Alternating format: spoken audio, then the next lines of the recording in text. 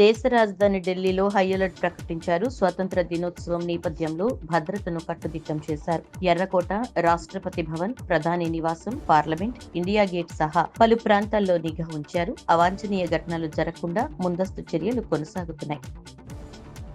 మాజీ మంత్రి జోగి రమేష్ తనయుడు జోగి రాజీవ్ను ఏసీబీ అధికారులు అంబాపురం అగ్రిగోల్డ్ భూముల వ్యవహారంలో అరెస్ట్ చేసిన సంగతి తెలిసిందే. జోగి రాజీవ్ ప్రస్తుతం విజయవాడ కారాగారంలో రిమాండ్ ఖైదీగా ఉన్నారు. జోగి రాజీవ్ విజయవాడ ఏసీబీ కోర్టులో బెయిల్ పిటిషన్ దాఖలు చేశారు. ఈ పిటిషన్ విచారణకు స్వీకరించిన కోర్టు కౌంటర్ దాఖలు చేయాలని ఏసీబీ అధికారులను ఆదేశించింది. జోగి రాజీవ్ ను 7 రోజులు కస్టడీకి అప్పగించాలని ఏసీబీ అధికారులు పిటిషన్ దాఖలు చేశారు. దీనిపై విచారణ చేపట్టిన ఏసీబీ కోర్టు కౌంటర్ దాఖలు చేయాలని ప్రతివాదులకు నోటీసులు పంపింది. ఈ 2 పిటిషన్లపై తదుపరి విచారణను నెల 16కి వాయిదా వేసింది.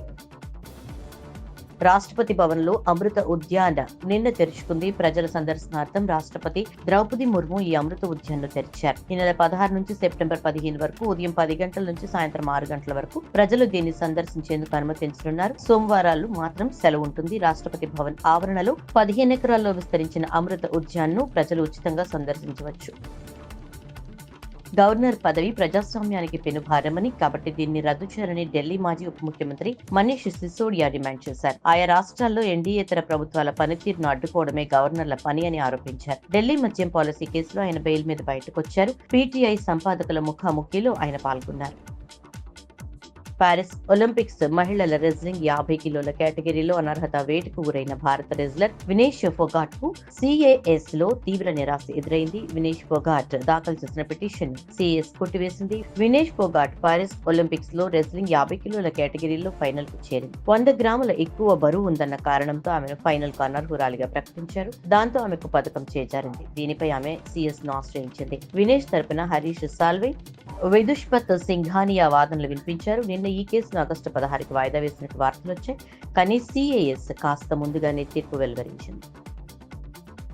భారతదేశ 78వ స్వాతంత్ర దినోత్సవాన్ని పురస్కరించుకుని నిన్న సాయంత్రం రాష్ట్రపతి ద్రౌపది ముర్ము జాతిని ఉద్దేశించి ప్రసంగించారు. దేశ ప్రజలకు స్వాతంత్ర దినోత్సవ శుభాకాంక్షలు తెలిపారు. ఈ వేడుకలను ఎంతో సంబరంగా జరుపుకోవడానికి 140 కోట్ల మంది ప్రజలు సిద్ధమవుతున్నారన్నారు. దేశ గౌరవం, ఐక్యతను చాటే ఈ వేడుక మనందరికీ గర్వకారణమన్నారు. స్వాతంత్ర దినోత్సవం సందర్భంగా రాష్ట్రపతి గ్యాలంటరీ పోలీస్ పథకం అందుకున్న తెలంగాణకు చెందిన హెడ్ కానిస్టేబుల్ చదువు యాదయ్యను డీజీపీ జితేందర్ సన్మానించారు. యాదయ్య మాదాపూర్ సిసిఎస్ లో పనిచేస్తున్నారు. డీజీపీ, ఐజీలు విజయ్ కుమార్, రమేష్ ఆయనను అభినందించి సాల్వాతో సత్కరించారు. సుంకిశాల ప్రాజెక్టు గేటుతో పాటు రక్షణ గోడలోని ఒక పానెల్ కొట్టుకుపోయిన ఘటనను తెలంగాణ ప్రభుత్వం సీరియస్ గా తీసుకుంది. బాధ్యులపై చర్యలు తీసుకుంటోంది. ప్రాజెక్టు డైరెక్టర్ సుదర్శన్ పై బదిలీ వేటు వేసింది. సుంకిశాల ప్రాజెక్టు కన్స్ట్రక్షన్ సర్కిల్ 3 అధికారులను సస్పెండ్ చేసింది. CGM Kiran, GM Mariaraj, DGM Prashanth, manager Harish లను సస్పెండ్ చేస్తూ పురపాలక శాఖ కార్యదర్శి దానా కిషోర్ ఆదేశాలు జారీ చేశారు.